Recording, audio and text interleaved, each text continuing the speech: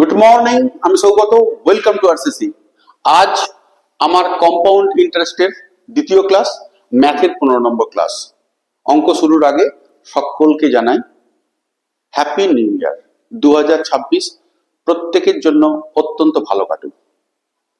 আজ আমি যে 5টা অঙ্ক করাবো, সেই 5টা অঙ্ক খুবই ছোট ছোট, কিন্তু যদি সূত্র না জানা থাকে তাহলে কিন্তু খুবই কমপ্লিকেটেড হবে। অঙ্কগুলো দেখে নাও। আজকের প্রথম অঙ্ক দেখো। আমার প্রথম অঙ্ক, 10% হারে 500 টাকার 2 বছরের জটিল ও সরল সুদের পার্থক্য কত? অঙ্কটা কিন্তু এমনিতেও সোজা, কিন্তু একটু লেন্দি। যারা প্রাথমিক যে সূত্রগুলো জানে তারা সিম্পল ইন্টারেস্টের 2 বছরের সুদ কষে নেবে, তারপর কম্পাউন্ড ইন্টারেস্টের 2 বছরের সুদ কষে নেবে, করে পার্থক্য মানে বিয়োগ করলে হয়ে যাবে। কিন্তু তাকে 3 বারে করতে হবে। ভালো করে খেয়াল করো। প্রথমে সিম্পল ইন্টারেস্টের 2 বছরের বার করবে, তারপর কম্পাউন্ড ইন্টারেস্টের 2 বারে বার করবে, তারপর এই সুদ প্রথমত কম্পাউন্ড সুদ আসল বেরোবে, তাহলে সেখান থেকে আসল বাদ দিয়ে সুদ বার করবে, দুটো সুদ থেকে আবার বিয়োগ করবে, তখন আমার উত্তরটা আসবে। কিন্তু এক্ষেত্রে আমি ওই পথে হাঁটবো না। এ পথে কি সূত্র ইউজ করবো দেখো। এই সূত্রগুলোই মেন। কিন্তু সূত্র আমি যেহেতু এই যে 1 নম্বর দিয়েছি, তাহলে সূত্র 1 করে দিচ্ছি। হ্যাঁ, সূত্র 1 আমি লিখছি। যে আসলটা প্রিন্সিপাল একটা দেয়া আছে, দেখো দেখো প্রিন্সিপাল দেয়া আছে, তাহলে প্রিন্সিপাল ইনটু দেব r/100, যত বছর তত। এই যে এটা টাইম করে দিচ্ছি, সেই জন্য আমি মানগুলো বসিয়ে দাও। p মানে 500, r মানে এটা 2 আছে, এই শূন্য কেটে দিলাম, তাহলে 500 ইন্টু 100, 10 ইন্টু 10 স্কোয়ার। তো এই শূন্য কেটে গেল, সমান সমান 5। তাহলে পার্থক্য ক টাকা হলো? 5 টাকা। এত সোজা। আর আগেরটা দেখো, তাই সূত্র জানা খুব জরুরি। কি করলাম? প্রিন্সিপাল ইন্টু r/100, যত বছর বলবে তত এটা লিখবো। 3 বছর বলে এখানে 3 লিখতাম, 2 বলেছে বলে 2 লিখেছি।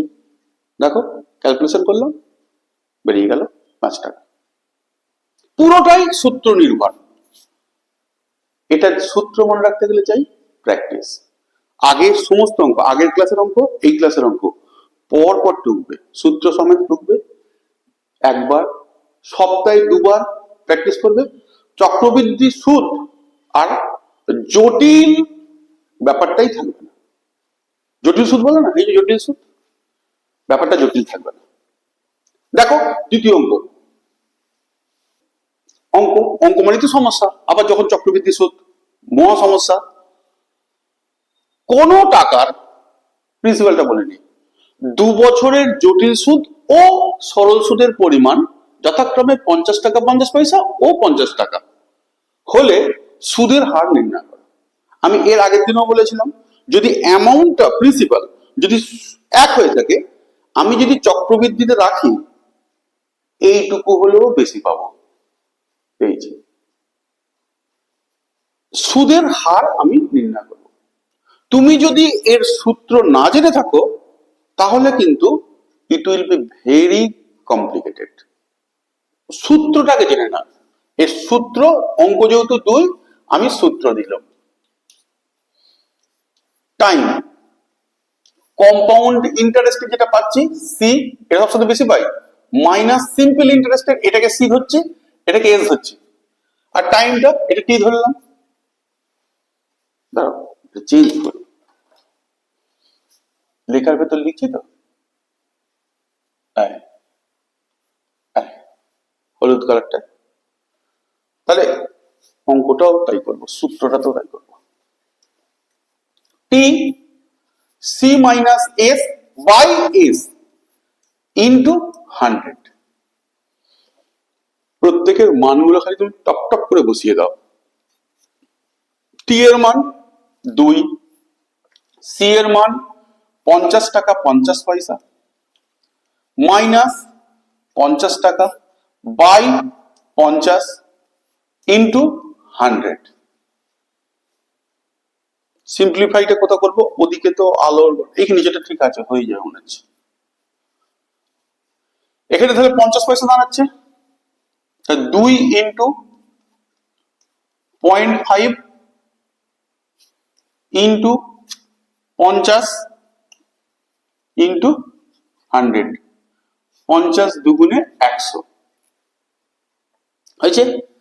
এখানে পয়েন্ট আছে, তাহলে পয়েন্ট দিয়ে তুমি তলায় এটা করে দাও, 50 দুগুণে 100, 2 2 কেটে দাও, 2%। বুঝে গেল? সূত্রটাই মেন। যখন দেখবো কোনো একটা অ্যামাউন্ট দেয়া নেই কিন্তু সময়টা দেয়া আছে 2 বছর, আর দুটো সুদ দেয়া আছে, কম্পাউন্ড ইন্টারেস্ট দেয়া আছে, সিম্পল ইন্টারেস্ট দেয়া আছে, সুদের পরিমাণ, তাহলে এই ইন্টারেস্ট রেটটা কত আর বার করার সহজ পথ হচ্ছে এই সূত্র। ধরো কি সূত্র? টি মানে time, compound interest minus simple interest by simple interest into 100 বেরিয়ে যাবে। পুরোটাই সূত্র বেশ। পরের অঙ্ক দেখো,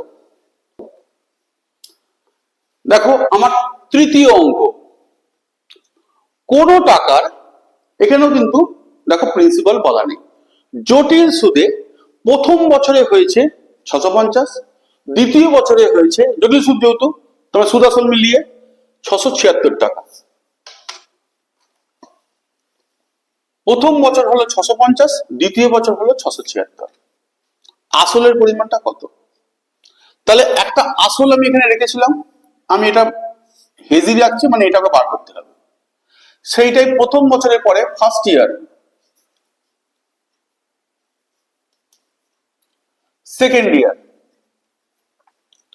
ফার্স্ট ইয়ারে হলো 650, সেকেন্ড ইয়ারে হলো 676।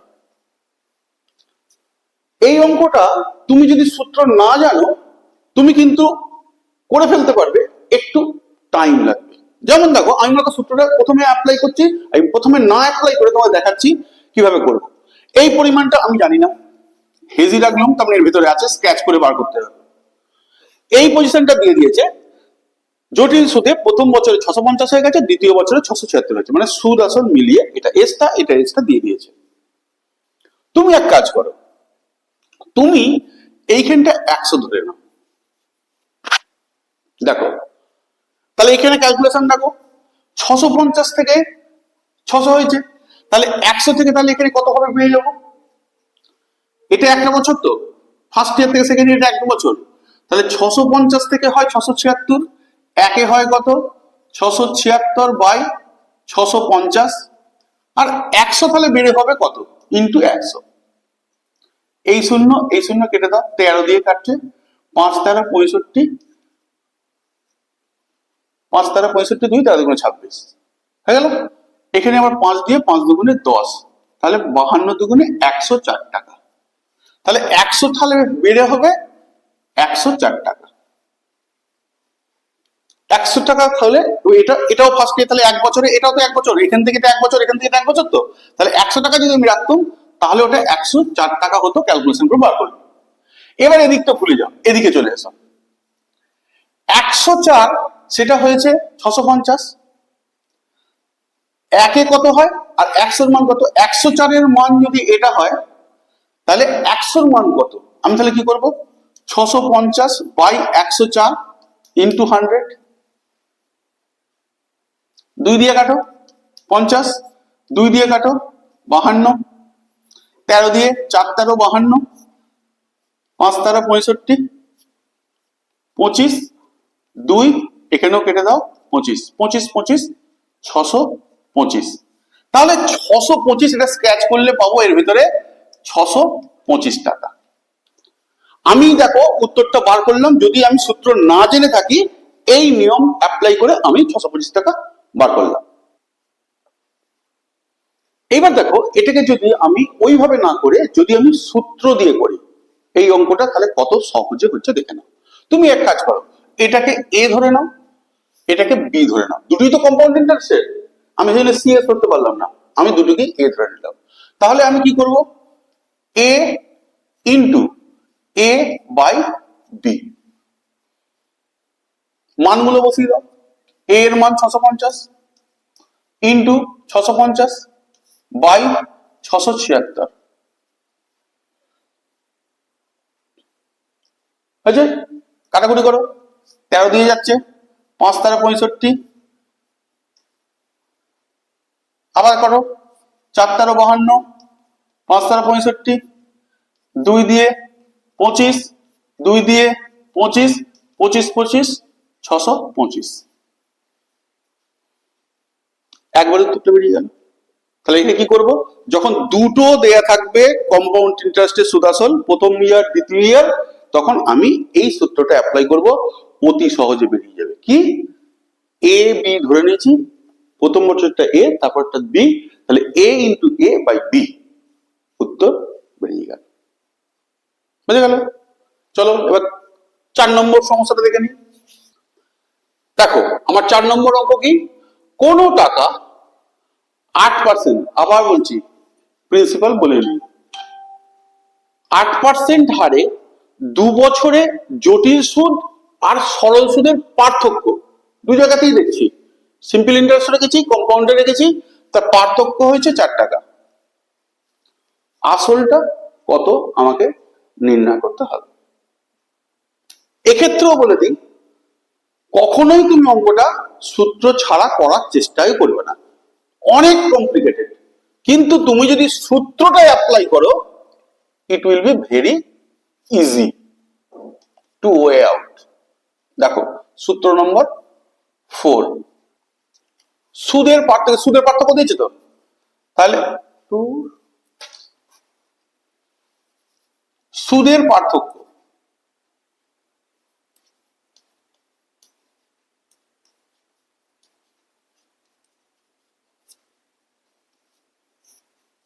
ইন্টু 100 ওপরে নিচে আর টি, বেরিয়ে যাবে।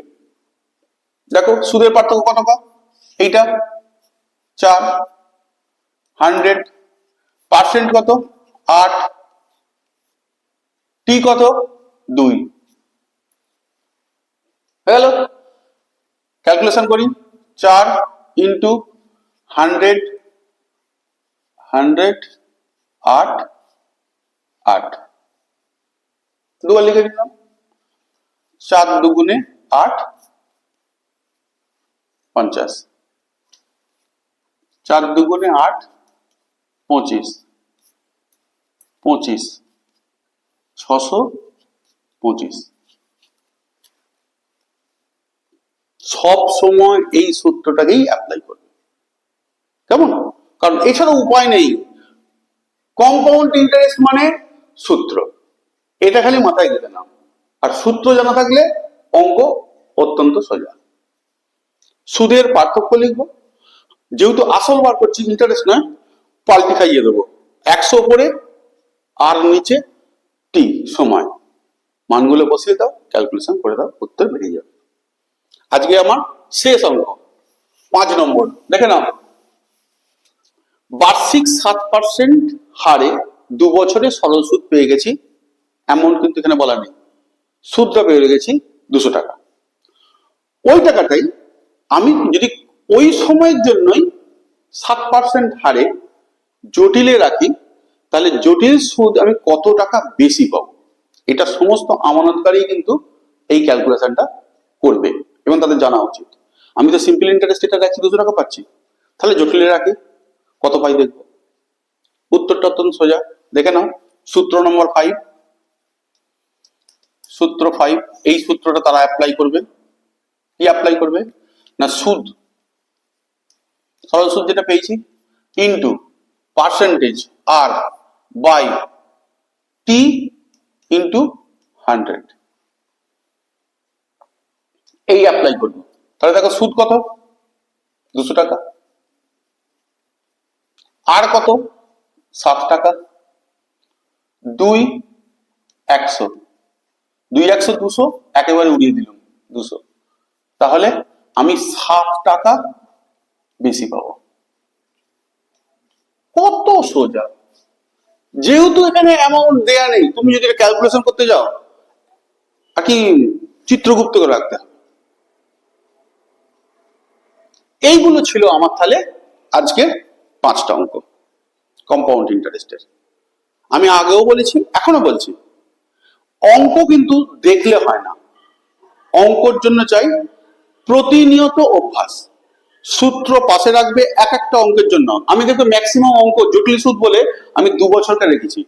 সাধারণত 3 4 5 করতে গেলে অনেকটা কমপ্লিকেটেড হয়ে যায়। তুমি আগে 2 দিয়ে শেখো, আর পরীক্ষাতেও 2 থাকে, আর রেয়ারলি 3 বছর থাকে।